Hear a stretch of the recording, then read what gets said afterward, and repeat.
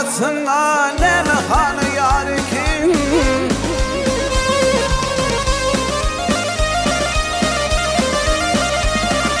Bağısmeteyne gelin ne dağını yar ekene. Yar senin ışkında yar divane bollum dilberim.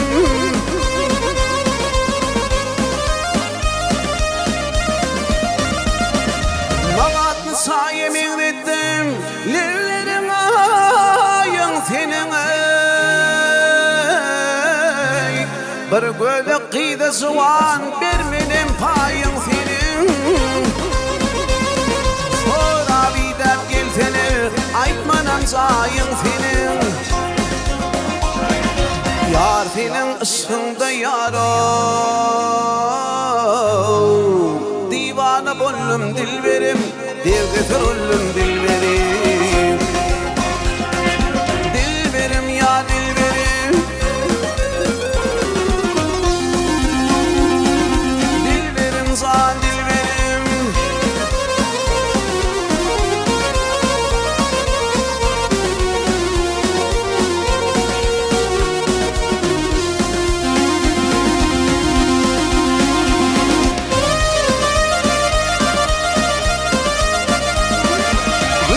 Görmedikler ömrü dayemin değil.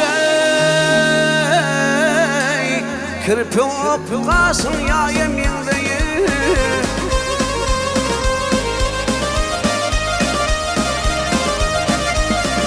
İttiğan boyu sili mislima yemin değil. Yar senin ışığında yar divane bollum dilberim.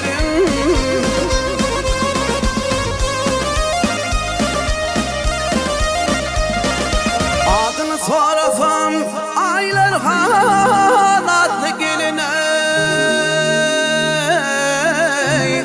Sallanıp köyden çıkanda kolları patlı gelin.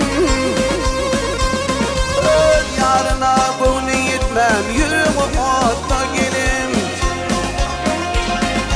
Saylıdır ışkında yar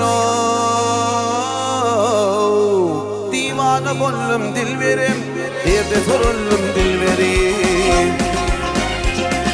Dilberim ya dilberim. Dilberim zan dilberim. Saylıdır ışkında yar divane bollum dilberim. Evde sorullum dilberim.